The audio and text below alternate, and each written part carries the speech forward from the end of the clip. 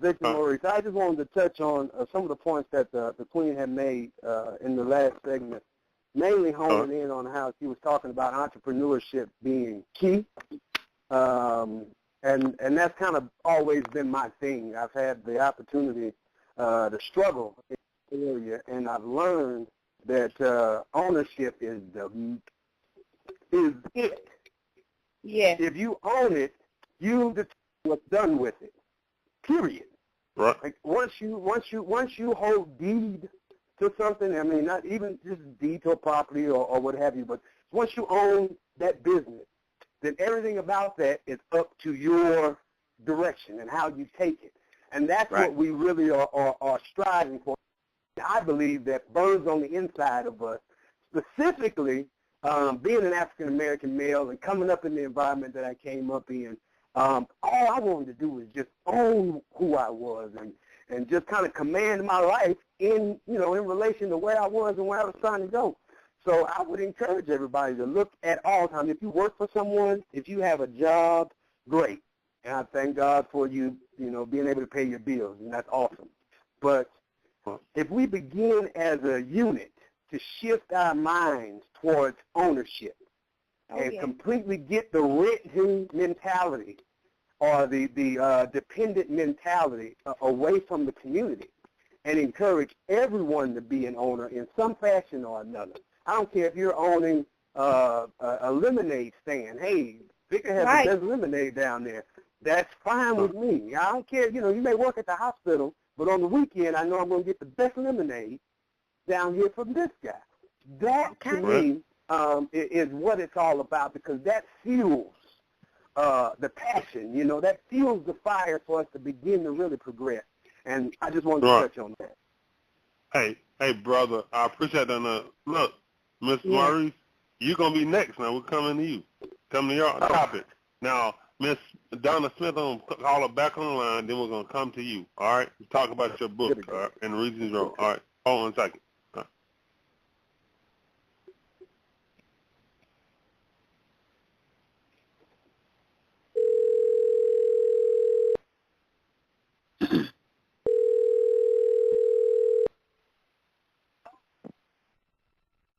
Hello?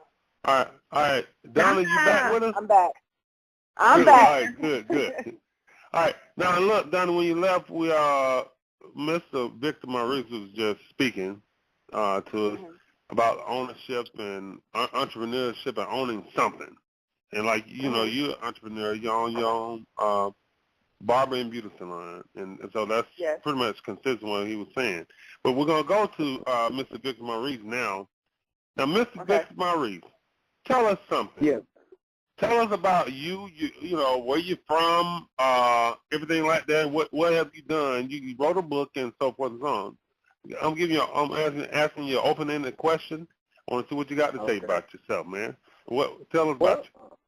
Well, my name is Victor. Of course, I'm from a little town called Gulfport, Mississippi.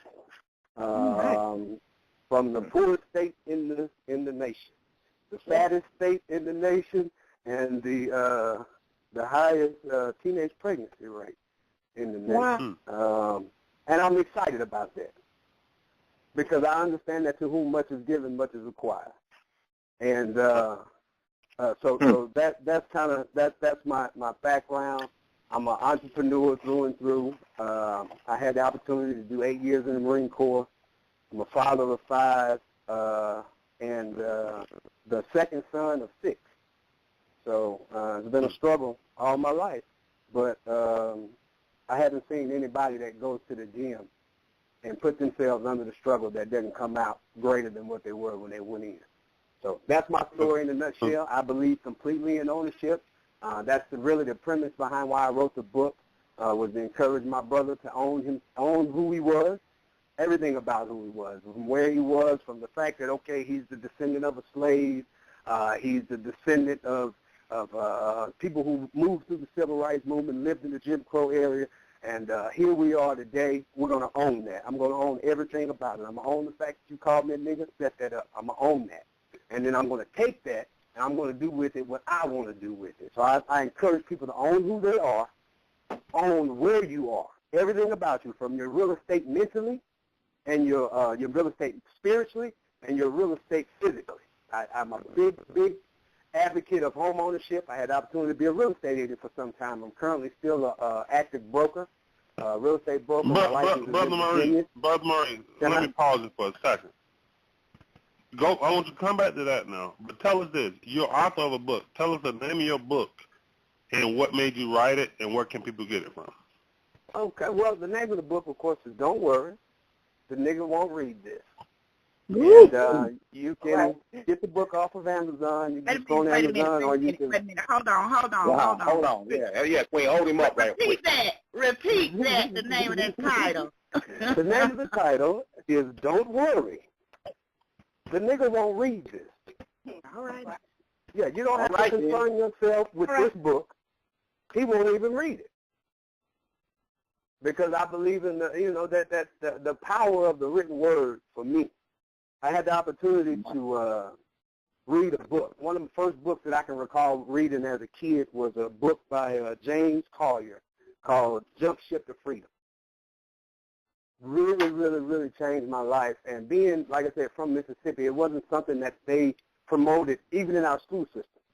I grew up during the Reagan era, the DARE, Just Say No to Drugs, and this kind of push to, I don't know what they were doing in the community, but I was what I called a token Negro, meaning they found out that little boy can talk a little bit, and he's halfway smart and he can read. So they would send me on, I call them peace missions almost, throughout the community speaking. And during that process, they would challenge me to read books. And I wanted to read the book that I wanted to read. And I'd always been fascinated, of course, with being black and being in Mississippi. So that was the first book I read. And when I read that book, it changed my life. It really seriously changed my life. It's called Jump Ship to Freedom. And from that point on, I've been trying to be free. I wanted to be free. And some years later comes, Don't Worry, the Nigga Won't Read It, because it actually started out as a conversation between me and my friend. I had been through some things in my life, and he had been through some things in his life, and we were at this point to where we were feeling the sting of defeat. And we were champions, we were winners, and we were the best of the best, and there was absolutely no way that we can just die like this. You know, I didn't want to just give up my victory. So we began this discussion over time, and out of that came, Don't Worry, the Nigga Won't Read It. And it was this opportunity for he and I to discover who we were and to learn how to own it and determine where we were going. So that's kind of the premise behind Don't Worry, the Nigga Won't Read It. It's really just a real one-on-one type conversation dealing with the African-American male from my perspective. You know, it's my life, really. And my struggle to understand and balance all of this stuff all out. Now, tell us again how people can get the book. You can get the book, of course, on Amazon. You also can you can find me on Facebook at Love Real Estate and Hip Hop, or you can go to www.loverealestateandhiphop.com. And what Love Real Estate and HipHop.com is a more expansive look into owning who you are. That's the love. Love yourself. Love everything about you. Owning where you are, your real estate, and owning where you're going, the hip-hop. We take the ideal of hip-hop going from the street corners of inner city to the boardrooms of Fortune 500 companies.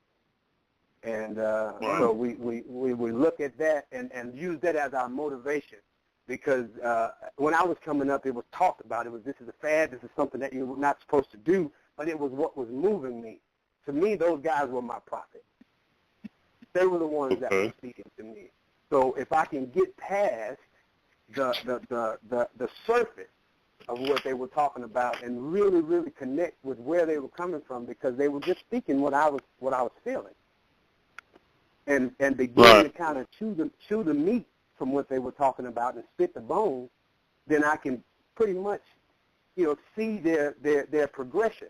And from that progression, I applied to my life, because it was the soundtrack of my life. You know, when Tupac said, "It's me against the world," I believe that. You know, it was all a dream. I used to read Word Up magazines, and then I had a Hummer. Oh, my goodness, I believe it. You know, I believe it. You can't stop me, my man. It's impossible. It's over with, so you can take all of that stuff you're talking about, because if you come up against me, you're going to have a problem. And so from that point, I had to learn how to manage all of that fire and use it as fuel. And so you can find it on Love Real Estate and Hip Hop. We have fun there every day. I blog a lot. I do a lot of video, just sitting and talking and getting more in depth with my approach to an ownership. Right. I'll say this, brother. I appreciate you coming on the show. Now, one thing you said that was very powerful. You said that you own the failures, or not failures, the ups and the downs, and then you just figure out on the downs how to make them, flip them to be positive and fuels for more successes. That's pretty much what you were saying? Yes. So of course, I guess I have a Christian background, and I believe that the struggle itself is necessary. Like, it is really impossible to know up without knowing down. It's hard for me to determine which way is right if I can't balance it against left. So with that being said, I wanted to grab all of it because that's what I had. You know, I didn't have a father to sit down and talk to me about certain things. I didn't have a overarching community that spoke to my progression. All I had was the evidence of my struggle. So I had to make sense out of my struggle because that's all I had, and I wanted to own it. So that's all I got. That's what I got to work with. And he told me that I can do all things, and that greater is he that's in me. Well, mess that up. It needs to work. So I'm going to take everything I have, I'm going to own it, and I'm going to make it work together for my good. Wow. Hey, Brother Maurice, we appreciate that, man. Appreciate that. Tell us again, one last time, I want you to stay on the show after we finish your portion now to give us other comments. Give us one last time how people can get your book. Again, you can find me at www.loverealestateandhiphop.com, or I'm on Facebook as well at Love Real Estate and Hip Hop. Now, we appreciate that, brother, okay? And you wrote a book that's very important because you finished it. A lot of people start writing books and finish it, like myself. But you finished it. That's very good, brother. Yeah, okay. Everybody has a little bit, right. Now, look, we're going to go to the call with Queen, and then we'll come back to the main topic, which is shoot and kill first.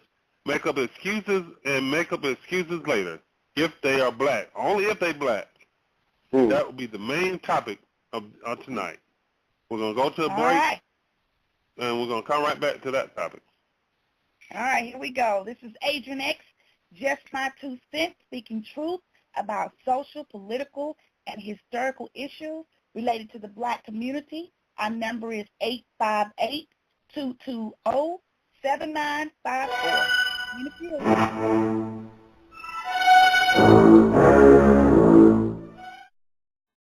Do I believe it's systematical? Yes, sir. Yep. I'm here. Do I believe it's systematic? Hello? Hello? Yes, we're here. We hear you. Okay. Hello. Okay. I believe it is intentional, and the reason why I say that is I believe that you study things in the natural to understand the spiritual.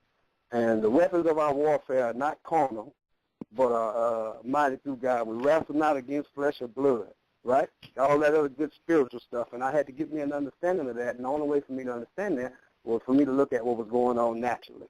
And naturally, I was coming up against a repression. I've personally been in situations with the police officers. The environment that I come up in and the type of family business that we had, my interaction with the police was real negative. So I understand that struggle. And when I looked at that struggle, I wanted to kind of grab a little bit more of what's going on. So I think it's systematical and intentional because Newton said it like this. He said in his third law, Newton's third law was for every action, there's an equal and opposite reaction, right? So in order for this thing to really, really, really be what it is, whenever the black man begin to progress, there has to be oppression. It is mandatory. Now what happens is we don't continue to press against the oppression. We just kind of just stop, like the sister said. We no longer study these things. We no longer teach these things. We no longer make ourselves familiar with the struggle because we want it easy. So if they can continue to just keep it easy, then they can continue to keep control. Right? So the more and more these youngsters rise up and they begin, whether it's misguided or whatever, now that's on us as adults on how we handle them. Right. But we have to understand that they want to make a power move. And every time they want to make a power move, then it's necessary that the daggone forces come against them. So do I think it's intentional? Yeah, it's intentional. Yeah. It's intentional. It has to be there. And if that has to be there, then I have to understand, okay, well that's who I'm against. All right, and it's manifesting itself in the natural over here. So what do I do in the natural over here? So I have to now go and grab all my troops together. Being a Marine, I learned that I got to get all my troops together, and I got to really, really study my enemy. And I got to know I need to know his if we call it salute, size, activity, location, unit, time, and his equipment. I need to know everything about it. Like the sister said, y'all spoke earlier, we need to know the law. We need to know all these other different things. We have to really, really, really begin to get back to education. And really, really, really push that power because it is intentional. It is happening. It is real.